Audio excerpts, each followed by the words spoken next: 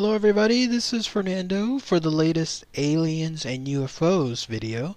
Another entry here based on your suggestion. This one having to do with a quite fascinating case of a man who met some aliens and apparently was told to do one single thing that this guy absolutely refused to do. Apparently it was going to be something that was going to be so cataclysmic, maybe even apocalyptic, that's why he absolutely refused the aliens' request, and then to this day, whatever that request was still remains as mysterious as it was back in the 50s. So quite fascinating stuff. I've never heard of another case involving aliens and UFOs about something like this involving such, I guess, an apocalyptic request. But you'll hear all the information here with regards to this case.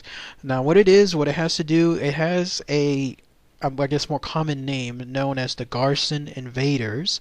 And much like most of my other videos, the reason why it's called the Garson Invaders has to do with the location that this occurred at. So here's all the information for it. So what is or was the incident known as the Garson Invaders? Again, it took place sometime in the 1950s, July 2nd, 1954 to be exact, and it took place in a location near, or called Garson, which is about 5 miles from Sudbury, Ontario. So our northern neighbors there, in this case in Canada, had this very unique experience happen to them there in 1954, and it had to specifically do with this guy that you're looking at a picture of here. His name is Ennio Lasarza. At that time he was 23 years old. He was there in Canada. I guess you could call him a Canadian, but apparently he was there though when it like as an immigrant, so he wasn't necessarily someone that was born there because he originally came from Italy. And very little brief history is known with regards to his life before this incident, other than coming from Italy and then taking a job there as a miner of some sort. Otherwise, people just exclaimed that he was always a very straight and narrow man. In other words, he had no interest in doing crazy things, seeking attention, trying to make sure that people knew about him, or that he was even someone that even talked about science fiction or anything having to do with aliens or UFOs. No, in this case, he was far, far from it. I guess closest picture I think of is someone like a Ned Flanders of sorts, somebody that is so straight, so narrow, laced, someone that is just as square as can be in his life, and yet he is involved in this incident. That adds more credence to the fact that this occurred to him, especially with regards to after the incident, how much he tried to suppress attention related to it. So here's what occurred. Again, July 2nd, 1954. He was a miner. He was working at a place there. You'll see a picture of the actual mine itself. He was there about 5 p.m. or so. And then that's when he noticed that there was a strange, huge disc that was coming before him. The way he described it was like a giant saucer of some sort. It was spherical in shape, about 25 feet in diameter, and then it had what he described as portholes, I guess, circumferencing it, like basically outlining the sides of it. It even consisted of some kind of landing gear and some kind of antenna on the top side of it. So he saw all of this whenever whatever this thing was, it was approaching him, and in fact it was going straight to his location. Naturally, this guy, Lazarza, he was completely frozen by what he was seeing. He had never expected to see something like this before. I find it interesting, though, that at this mine, apparently he was the only person that saw this, or the only one that was even working there. Because no doubt this is a mine, and you would have other people there as well. Mines tend to operate on a 24-hour basis. So why no one else saw this? Who knows? Maybe he was at a very, very remote location of the mine, maybe doing his own work somewhere. Maybe that explains it, but otherwise no one else was able to see this. By the way, a lot of this information also comes direct from the Blue Book report, the very infamous Project Blue Book, which has to do with a lot of stuff that the government, the U.S. government, took a look at when it came to the world of UFOs, and I guess this was the closest their official research into it. So a lot of this stuff comes from redacted information from it. So this thing, whatever it was, again landed near him. It started emitting what he described as a weird, unrecognizable color combination of some sort. I guess you could say almost like that Close Encounters movie. Of course, even before that movie came out, so that's pretty interesting too. That and alone would have made quite an experience, but what happened next is what led this particular case to be almost infamous. So this thing landed near him, and then that's when these three bodies, I believe there were three of them, came out of this thing, whatever it was, this UFO. These bodies, these aliens, came out of it, and they too happened to go straight towards him. How freaky is that? This is how he described them, and you're looking at a picture of him here.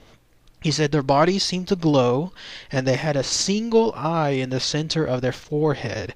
They also had 6 evenly distributed sets of arms, and then, as a strange note, what he described as hairy legs. The hands themselves were more crab-like than anything else, and they would actually open and close almost like a crab would, almost intermittently, just opening and closing on its own. And then at the very top of its head, there were these twin antennas, which he described as looking almost like spurs, that were also somewhat moving on their own, and they were considered very, very insect-like too. So imagine something like this, whatever this thing is. Again, 5 p.m., probably more nighttime during that area, and you see these things coming straight towards you. In fact, he said that he tried to run away, but the leader of this thing, I guess the person in the middle, or maybe the taller one, who knows, looked at him, and he could only describe it as a psychic blow of some sort. It sent a telepathic message or a telepathic attack, whatever, to his head. And when that happened, all he could do at that point was freeze. He knew that he was frozen. Like whatever this thing was, whatever it was doing to him, it had forced his body to freeze, and he could do nothing but just stare ahead. And then this thing, whatever it was, once it got to him, it spoke to him directly inside his head. It spoke English or whatever language that Lazarza was communicating with. It spoke to him, and it pretty much just only told him one thing. It asked him to perform one single request. In fact, asking is not the right word. It ordered him to perform one single task. And even in his frozen state, Lazarza, who was like terrified at that point, was even more terrified at whatever this request was. So much so that later on he would say he flatly refused, absolutely refused, right in the face of this weird and very frightening alien, refused to do whatever this thing was that it was telling him to do. Apparently this alien at that point was not too happy about that. No doubt that they would not have that expectation when it comes to meeting someone like this. They were probably expecting him to comply right away, and it was to the point where apparently he was communicating that he would rather die than comply with whatever it was that they were asking. It was a very, very serious thing. So the aliens, knowing that they were not going to get anywhere with him, the way he described it, they continued with some kind of hypnotic stare. I guess they kind of turned up whatever that stare was, and then that's when he said he passed out. That was it. He did not know what happened afterward, but when he woke up, they were gone. The ship was gone. The only thing around them that was any indication of their presence was the fact that there was some scorched markings on the ground where the ship was itself. So that was the only sign, I guess, that there was something associated with their presence, other than the fact that if you wanted to count his tail, then that was about it too. So immediately after this happened, he went and told his bosses what occurred. Naturally, the way it read on the Project Blue Book, they were a little hesitant. They did not want this information to be spread out. They didn't want, I guess, both good publicity or bad publicity from stuff like this. Most companies, whenever they have an employee that would say something like this, they would no doubt say, you know, keep it to yourselves, or at the very least, make sure that you just tell the proper authorities, but that's it. Don't tell it to anyone else. Don't go to the press. Don't make a big scandal out of it because it protects them and then it protects the employees as well. So he did just that. The only other people he went to is probably at their advice. He went to the local police there in Canada, and then he also went to go see some representatives of the Royal Canadian Air Force. It's good to mention too that this guy Lazarza only did this because he thought he was doing the right thing. Like, he wasn't doing this again to try to make sure that he had what do you call it, like a publicity going on, like he's ready to sign a book, ready to star in movies, ready to go on TV and go on all these shows. No, in his case, he was just trying to make sure that the proper personnel were told of this incident, maybe as a way to protect them, maybe as a way to protect himself, who knows. But then that's when he told them the information. There was one set of gentlemen that also were able to talk to him. There was a guy by the name of Charles Beck. He was considered an elder of some sort, and he was someone that was both a minister and then also a radio host. And then another guy from a reporter. I get this. His name is Michael Bolton. He too learned about this particular incident. They both met with La Sarza, and I guess they gained his confidence enough, or they seemed trustworthy enough, or he just knew that they were going to do the right thing, and they were able to do the closest thing to an interview to La Sarza with regards to what occurred. Now, here's another interesting note.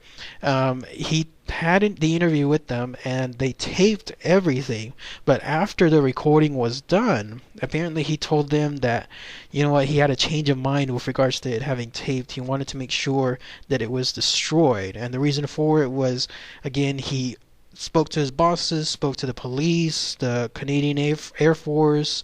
They were, again, all telling him to just keep it discreetly, probably even under the threat that if he went about and started to tell everyone that he might risk deportation. He got scared. There may even be the chance that he was thinking or may have been visited by others on a more secret side, like the usual Men in Black or other secret government organization personnel. And when that happened, he pleaded with them saying, please, don't post this anywhere, don't take the tape anywhere, and they complied. They were trustworthy men, it looks like, and they complied and they destroyed the tape itself, but they were able to print at least what he had mentioned based on their memory as far as what occurred and all the information. And that's how you came to be, I guess, what you see now. They did try, I believe, to try to see what was that request, that infamous request when it came to the aliens asking of this guy La Sarza, but apparently he did not say what it was to them either. He kept it to himself, and presumably so to this day up to his death, because if this was 1954 and he was again in his 20s then, he may still be alive. Somebody needs to please quote, find out if you can, if you know that this guy's still alive, and see if he ever talked to anyone about the request. That'd be interesting to hear. But if he's dead, then he definitely took it to his grave, because no other information has come out with regards to him telling what it was. Now, as far as what it could be, there's always the usual mystery surrounding it and the assumptions. The only thing, apparently Project Blue Book, whoever wrote that case or was writing that case for the book, stated that the mine that was there was an operation for nickel. And the way it goes is they were surmising that if you take nickel, and there was apparently some studies on this back then in terms of making some kind of pretty devastating bomb, like a neutron bomb of some sort. If there was a way to change nickel into cobalt-60, then that alone would create enough explosion to, I guess, be the mother of all bombs. Like, this would be a very, very bad thing, a cobalt bomb, based on the material that was there within the mine.